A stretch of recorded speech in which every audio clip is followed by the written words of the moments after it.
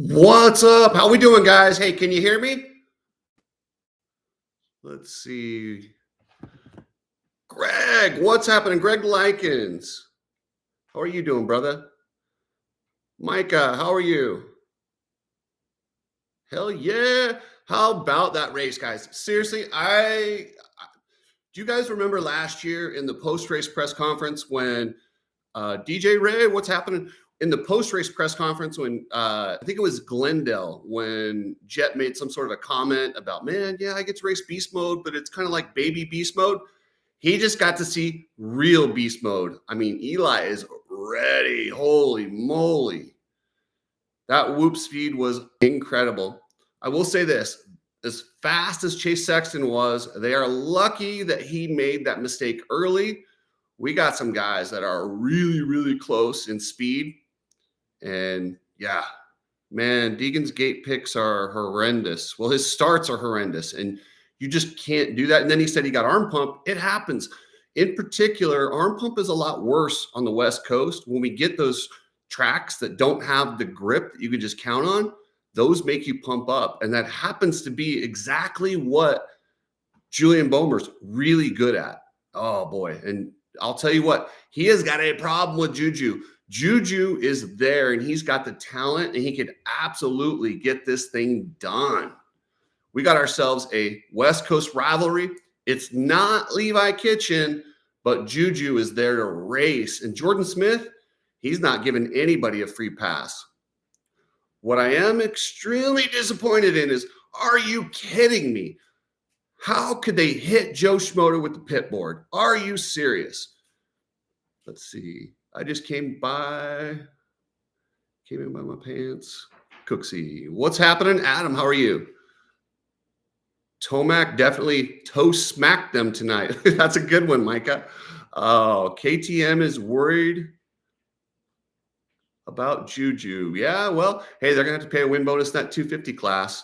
And we're going to find out. Word is, well, I guess KTM just fired another 160 people from R&D back in Austria.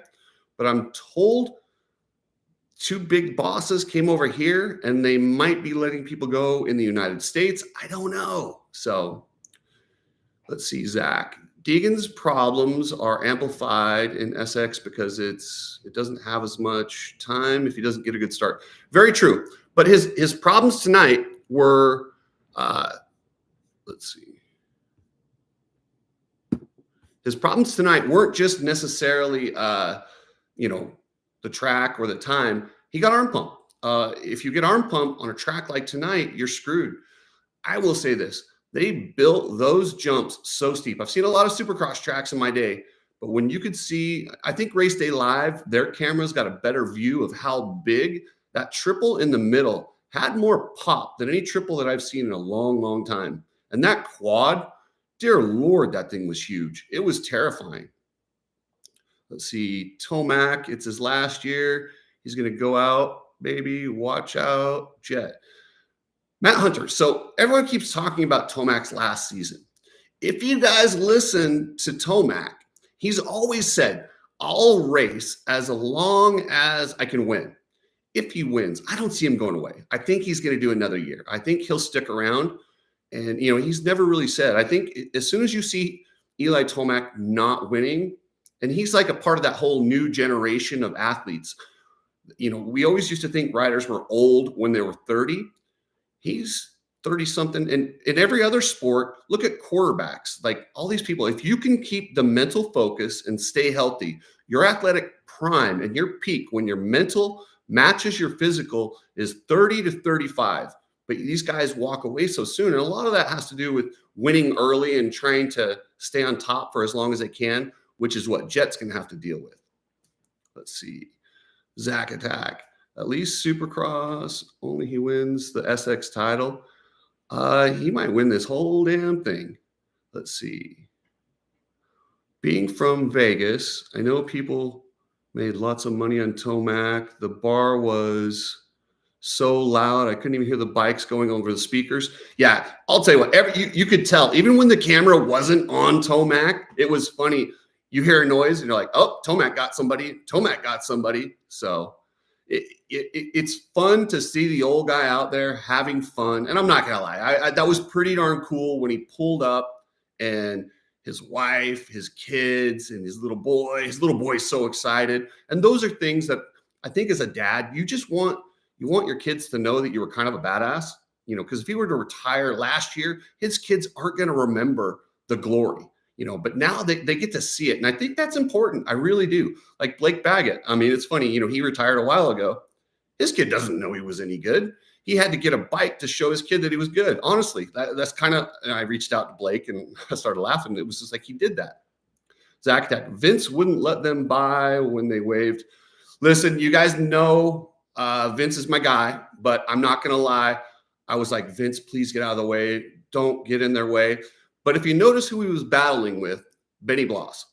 And he cleaned out Benny Bloss in the heat race. So Vince was like, he did not want Benny to get near him. He knew he had one coming. So he was like, yeah, I love Vince, but I can't defend on that one. My girlfriend's sitting here. I'm like, yeah, he's got to get out of the way. And I'm like, but he's racing. And she's like, what is he doing? I'm like, there's this race. He's not in it. I'm like, I know. So yeah, I wish Vince would do a better job at moving off the main line, especially on a night like tonight when there are only a few lines. So I thought the pit board looked like a Star Yamaha board. That's going to be funny, Ty. And that's the first thing that I text to the source that when I found out about it, I was like, well, who hit him with the board? Does anyone think we actually need pit boards anymore? Who reads them? They stick them out there. They show a couple little lap times. You're trying to tell me in this day and age, as fast as they're going, guys rarely do that. I see so many of those boards out there. The fact that it took out the number one guy, broke his fingers. And first off, and then it's timed qualifying. Why are you pit boarding guys in timed qualifying? They can pull in and stop. It's not a race. Micah, someone needs to be fined for that, seriously. Well, I don't think they need to be fined because none of these guys make any money, especially those poor mechanics. They're broke. But I just think pit boards got to go, man. Pit boards got to go. We don't need those. So no need race calm. Yeah, exactly. Why are we not having race comms? Either race comms or nothing, because there's no reason for those pit boards out there. Every single time you see all those mechanics, and they're literally, it's almost like a fight. If you watch those mechanics during the race, they are positioning and jockeying and arguing to get in front. My guy's coming by and they're trying. It just sucks. So let's see. Miss you at the races, Cooks. See where he was at. Man, I wish I could go. And yeah, I may or may not be planning on hitting a couple, but I can't announce it because then they'll be watching for me. But I'm gonna get some action in this year, and I will. I'll let you guys know. I got something really fun for next week. I'll be doing this post race. You guys asked for it. You want some instant reaction. You're not going to get real in depth here, but I just like chatting with you guys, talking about the race. Next week, you're gonna be surprised. I'm gonna have a special guest with me on this show. One of your favorites. I will have him with me, and we won't be in studio. I'm gonna be on the road. So wait till you guys see till next Saturday night. Special guest. Cooks, get a mustache. Not a chance. I don't even know if I could grow a real mustache. If I could grow like a real one that went all the way down like Mike Beltran, you bet your ass I would grow one. But right now, I would just look like, a teenager that's trying to grow it. It's just not good. Let's see. You can't talk in a guy's ear in the whoops. Could be disastrous. Juju's going to be tough. See, now that's the thing. Now, I'm not saying you need a comm system to tell the guy. If you're in the guy's ear, that's up to the team. But yeah, if you're going to talk to the guy the whole race, that's on you and the team and you and the mechanic. What you need to do is just tell the guys like, hey, when the laps come around, they give them their lap time, they give them their position. Just do that. When there's a rider down over the triple, tell them, hey, red cross, kind of like a spotter in NASCAR. I don't see why that wouldn't work. Now, if you don't want to ask them like, hey, what are you doing for lunch later? You don't want to have a conversation with the guys, but you can give them key information. Let's see. Deegs needs a start. Deegs absolutely needs a start, but he needs to not get arm pump. Even if he got Juju was winning tonight, no matter what. He went out there and he was just on it. And if you watch Juju throughout his career, and I know where he's from in Lake Havasu and the places he rides, He is so good at these like hard pack, slick tracks. Juju was on point. Man, how nasty was poor gosh, what was his name? Avery Long, man, in the LCQ. That was ugly. Yeah, that was tough. Let's see. Freeze will be freeze, but move it, guy. Yeah, see, and that's the thing. I 100% the move that Vince did on Benny Bloss in the heat race. No problem. You're battling for transfer positions. I'm all for it. It was funny. Like I told my girlfriend, like, it's Vince. They all know Vince. If you go on the outside of him, you're going to get taken down. What did he do? He went on the outside of him and act surprised. Like, oh, why? Like, you don't, go over and you don't walk up to a cobra snake and just like, hey, let me pet this cobra snake. No, it's not. It's a cobra. Vince is a cobra. Don't go on the outside of him. You know who you're passing. She's like, but other guys don't do it. I'm like, well, yeah, it doesn't matter. Vince does it. He doesn't get mad when people take him down. And, if you go outside of him, he will. Man, Timothy, Cole Davies was looking awesome. He's going to be good next year. He's good this year. I thought he might win that race. I genuinely thought he might win the race. When Juju started making some mistakes, I was like, oh man, this kid's going to get a win in his second race. Yes, he is something special. But think about this, guys. He lost a lot of races to Drew Adams. Drew Adams had him covered last year. How frustrating is it for Drew Adams to not have a ride, yet they bring in Ty Masterpool when this rookie who's ready to go, like, I mean, poor Drew Adams is sitting there going, that could be me. So let's see, where are you going to a race?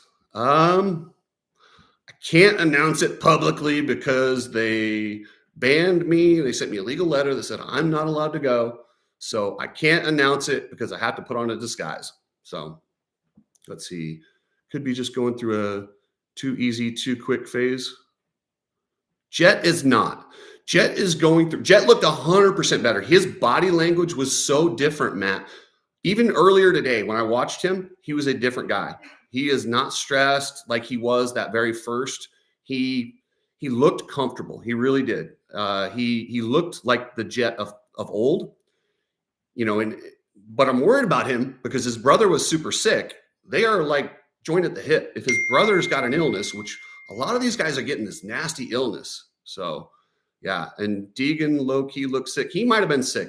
How great was Deegan on the podium when he just gets up there and said, I mean, he's so honest. Like, that's the thing. He sucked. He's like, I sucked. I needed to be better. I was disappointed, and I'm sorry I rode that way. And I'm sorry. I just love his true, authentic opinions up there. He's not trying to hide from you. He is what he is. He is entertainment. And I love him for the sport, period.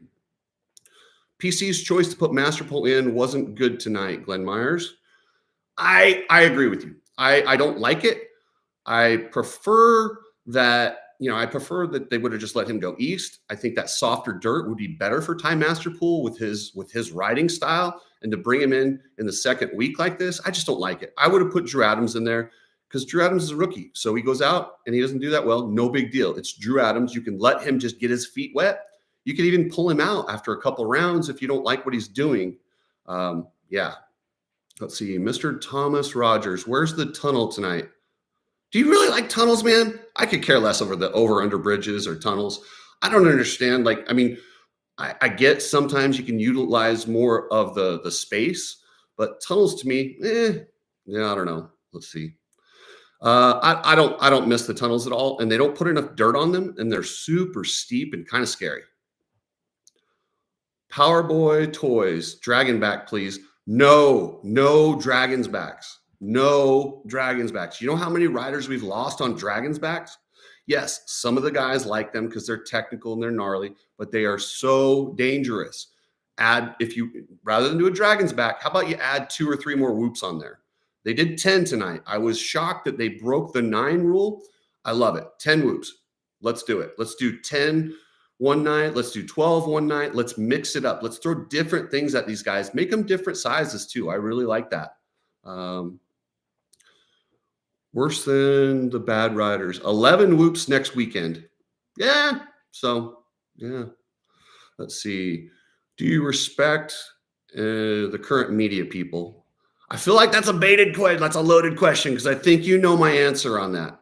Not many of them. Steve Mathis is a piece of crap. I like Weege. Weege is doing what he does. He's really good. Daniel Blair. I really like Daniel Blair. I understand the line he has to walk because he wants to be the announcer again. He just doesn't want to have Ricky, asshole him out of that booth. But yeah, for the most part, these media guys, and they're all the ones in the press conference, they're a bunch of cowards. They bow down to anything that the establishment wants them to say. And did you guys notice they made this huge announcement that Peacock had the largest viewers ever?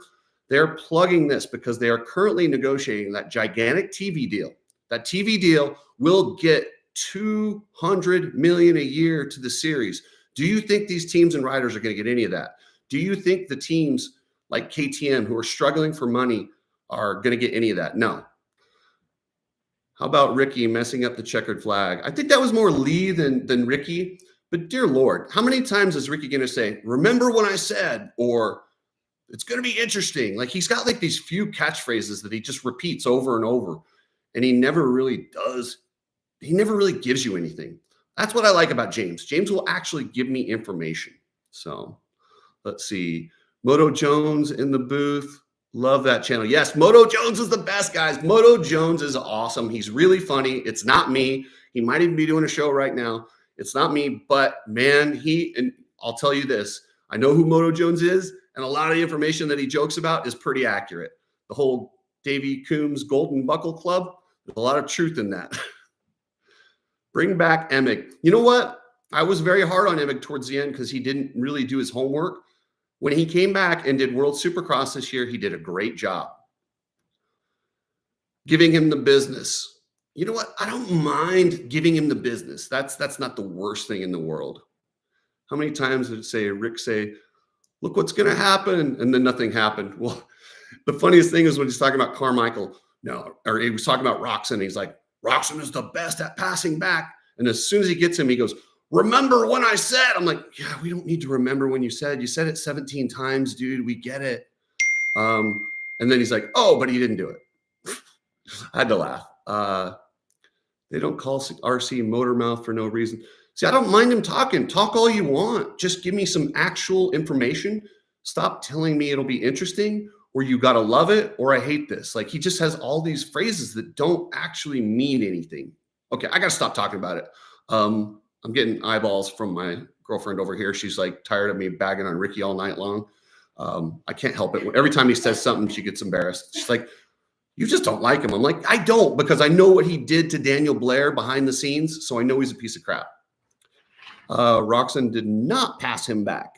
And yeah, so Roxon looks really good though. Hey guys, I was impressed. For a second there, I thought Roxon was going to win this thing.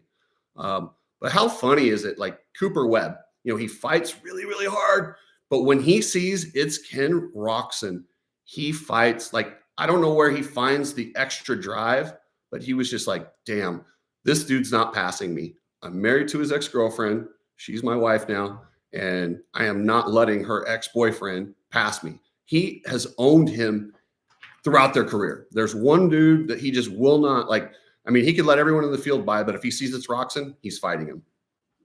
Let's see. Put them in an arena cross, Roxon and Webb. Yeah. Are you serious about the girlfriend stuff? Yeah, Cooper Webb's wife used to be Roxon's girlfriend. Don't you guys, that was a big deal back in the day. Remember when they had Webb kept taking him out?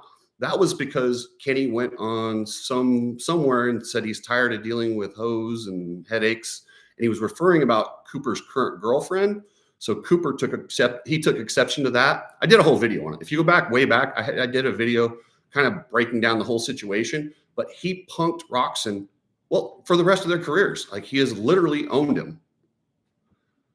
Let's see. Yeah, Tomac was awesome. All right, guys. Well, hey, I'm going to let you go, but hey, that's my instant reaction. Not a lot of in-depth stuff. Let's see. Yeah, that is harsh. I guess she was not a kickstart. You said that, not me, Kamala Wolf. I don't need her coming at me being mad. I didn't say it. You did. That's not me. Miss Roxon, I didn't say that. Please don't freak out. Timothy, good talking to you guys too. That 250 guy, oh man, Avery Long, dude. And yeah, I felt really bad for Avery Long. That is a good kid. He got the AEO right at the last minute, and man, that was nasty. And then I also saw, I think it was Talon Hawkins. Both those AEO guys had huge get offs. That track was scary. I'm not gonna lie, they're getting really peaked with them. But they kind of have to. The guys are so good. That's what they do these days. So, all right, guys. Take it easy. You have a wonderful night. That is the Instant Reaction Live. And if you guys like them, I'll keep doing them. Oh, don't forget, Nano Extreme. That's the pain cream that you guys should all use. Check out the Coach Rob show. Coach Rob's got a podcast network. You've got Ride Strapped, coolest shirts, glasses, goggles, Precision Transport, and man, Motobilia. Motobilia's got the coolest stuff. Thanks, guys. I'll catch you later.